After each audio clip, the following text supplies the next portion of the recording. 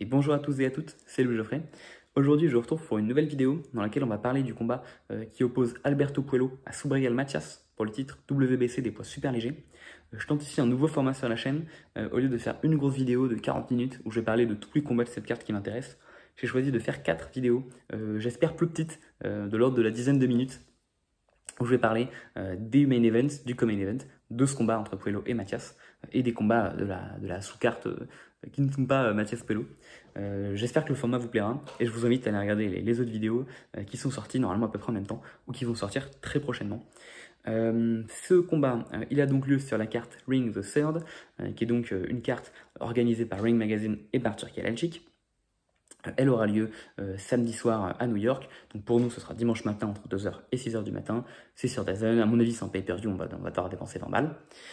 Ce combat est un combat qui m'intéresse pas mal et qui, je pense, passe un peu sous les radars puisqu'il oppose Alberto Puello, qui est un type dont je vais défendre qu'il est hyper négligé et que je pense qu'il est sous-estimé par tout le monde, y compris moi-même, et Subriel Matias, qui est un type que personnellement j'aime beaucoup.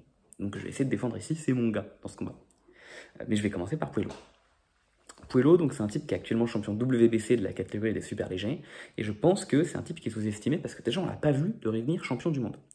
Je dis qu'il est sous-estimé parce que personne ne le connaît, personne ne parle de lui, personne ne considère qu'il est une menace ou un quelconque bon boxeur à 140 livres, et pourtant il est classé bien numéro 2 chez The Ring, juste derrière Richardson Hitchens et Teofimo Lopez. Ce gars-là, en fait, a obtenu cette ceinture WBC par email lorsque Devin Haney, suite à la polémique contre Garcia, a été déclaré champion in RSS et a finalement décidé de laisser sa ceinture vacante pour monter en catégorie welter, pour affronter ici Ryan Norman. Ça va être super comme combat.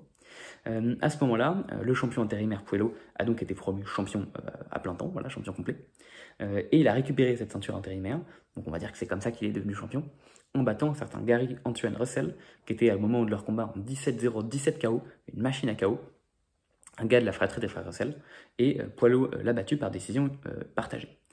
Depuis, il a fait une défense, c'était il me semble que c'était en sous-carte de Tank contre, j'ai son nom sur le bout de la langue, contre Roach, et donc il a remporté à la décision contre Sandor Martin, qui est un combattant qui est extrêmement bizarre, extrêmement dur à affronter. Donc le combat était serré. Puello l'emporte, c'est pas du tout scandaleux, hein. J'avais également Puello devant, mais de très peu. Mais bon, ce qu'on voit avec ces combats-là, qui sont les principaux combats de la carrière de Puello, et si on regarde un peu le reste de son palmarès, on voit que c'est un type qui va également être sous-estimé parce que, en plus d'être devenu champion un peu par la petite porte, eh bien, n'a pas la foudre dans les poings et n'a pas forcément remporté énormément de victoires de façon très convaincante. C'est un type qui est un technicien, qui n'est pas particulièrement styliste non plus, donc c'est pas particulièrement beau ou admirable de le voir boxer, mais c'est un type qui va avoir de la technique et qui va essayer de gagner au point la majorité de ses combats. Il a à peine 10 KO en 24 combats, et c'est probablement comme ça qu'on s'attend à ce qu'il gagne contre Subriel Matias. Un autre truc qui fait qu'il est sous-estimé, c'est qu'il est dominicain, donc voilà, pas de grosse promotion, voilà, c'est bon. Et donc ça fait qu'il est classé par exemple 10e de chez BoxRec, alors qu'il a, en vrai, quand on y pense, des victoires sur Russell, qui finalement derrière est redevenu champion en battant Valenzuela, enfin qui est devenu champion en battant Valenzuela, et une victoire donc sur Martin, Sandor Martin, qui est un gars qui avait posé des soucis par exemple à Teofimo Lopez. Beaucoup de gens, y compris moi-même, le voyaient gagnant contre Lopez. C'était avant que Lopez devienne champion en affrontant Josh Taylor. Donc bon, c'est un type qui a quand même battu des gens du top 10 de la KT. Maintenant, c'est vrai qu'il les a pas battus avec une grosse avance. Maintenant, c'est vrai que c'est aussi un peu le style de boxe de Puello. C'est rarement un type que je verrais mettre 12 rounds à 0 à quelqu'un.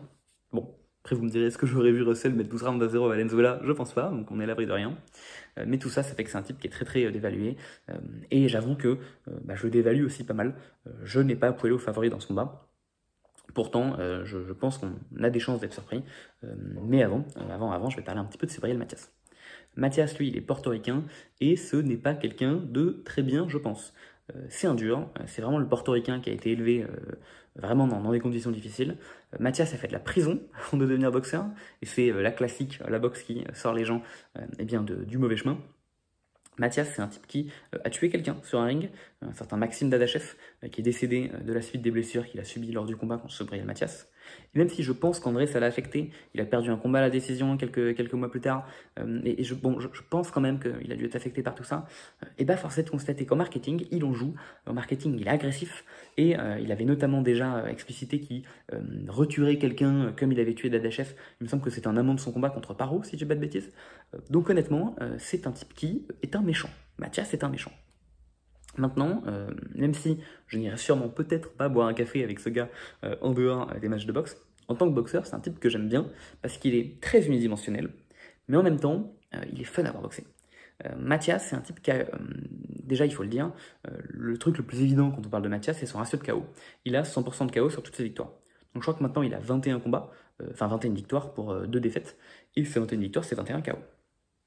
Un autre truc qui est marrant quand on regarde un petit peu plus en détail ce palmarès, c'est qu'en fait c'est 21 KO, mais c'est 21 arrêts. Il n'y a pas tant de KO que ça. Par contre, il y a un moment, il y a 5 ou 6 boxeurs de suite qui ont abandonné contre lui entre les rounds. C'est dur de faire quitter un boxeur entre 2 rounds. Mathias l'a fait 5 fois d'affilée minimum. C'est big, et ça traduit que Mathias, c'est un type qui te brise.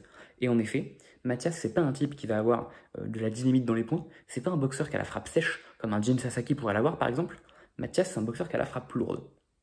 Donc ce qu'il va faire, c'est qu'il va frapper beaucoup. Il frappe quasiment qu'avec ses bras. Si vous regardez, il met rarement des mouvements de buste pour accompagner ses coups. Donc ça fait qu'il frappe peut-être un peu moins fort que ce qu'il pourrait frapper si vraiment il engageait plus tout son corps.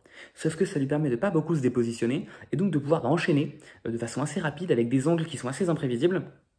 Les adversaires qui du coup également prennent des coups, qui se disent bon je peux en prendre un, je peux en prendre deux, c'est pas gravissime si on a quelques-uns que je laisse passer. C'est ce que Mathias il avance, Mathias il rentre, Mathias il combine, Mathias il frappe, et au bout d'un moment les dégâts s'accumulent. Et donc on en prend, dès qu'on essaie de s'écarter il revient, et on se retrouve vraiment submergé, avalé par le trou noir Subriel Mathias, qui commence vraiment à débarquer. Et puis à cogner, ça ne s'arrête plus, et in fine, on se retrouve vraiment à avoir des boxeurs qui se font mais casser la gueule par Subriel Mathias, qui est un type qui a vraiment une boxe qui est violente, qui est brutale.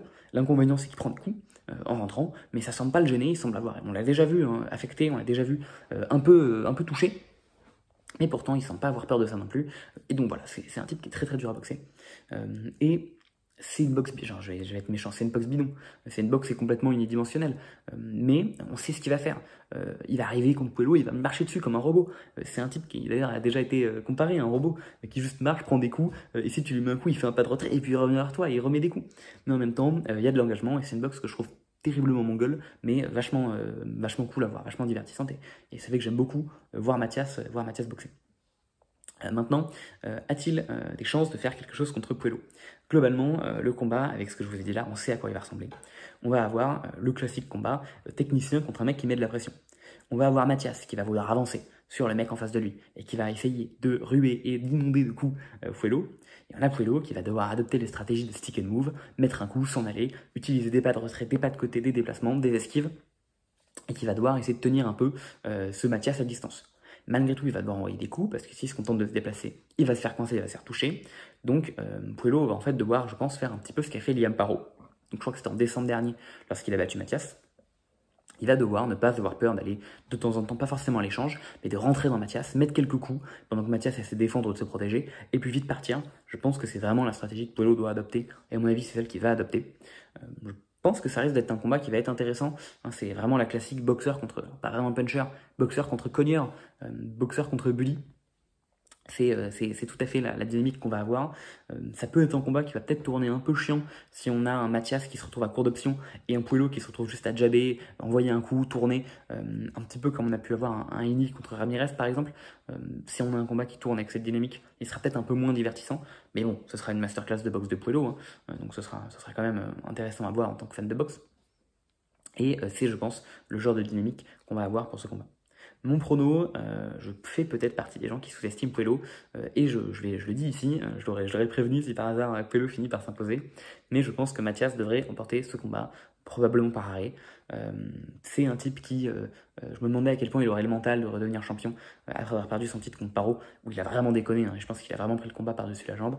Il a l'air de s'être remis en jambe, il a l'air d'avoir réagi comme il fallait vis-à-vis de cette défaite. Et je pense que Mathias a tout ce qu'il faut pour redevenir champion du monde, ici contre Alberto Puello. Puello qui me semble, de manière générale, pas être capable de vraiment faire la différence contre des boxeurs en face. Il l'a fait, mais de trop peu, et je pense qu'à moins qu'il sorte ce qu'a pu faire Liam Paro, où il avait vraiment mis un game au-dessus de Mathias, je vois pas Puello sortir ça. Et je pense que du coup Puello va se retrouver un peu mis dans les soucis et qu'il n'arrivera pas à faire la diff contre Mathias. Malgré tout, vraiment, j'insiste, pour moi, ça ne serait pas exclu d'avoir Puello qui s'en sortirait. C'est un type que je pense que je sous-estime, et c'est pour ça que ça ne m'étonnerait pas de le voir sortir une victoire contre Mathias. Normalement, ce sera le l'avant-dernier combat de la carte. Et je vous invite à le regarder parce que ça promet d'être un a priori bon combat de boxeur contre Connor. Sur ce, c'est tout pour moi. Je vous souhaite une excellente journée. N'hésitez pas à aller regarder les autres vidéos que j'ai pu tourner. Et sur ce, eh bien, j'espère vous voir très bientôt. Et je vous dis à la prochaine et bonne soirée boxe. C'était Louis. Ciao, bye.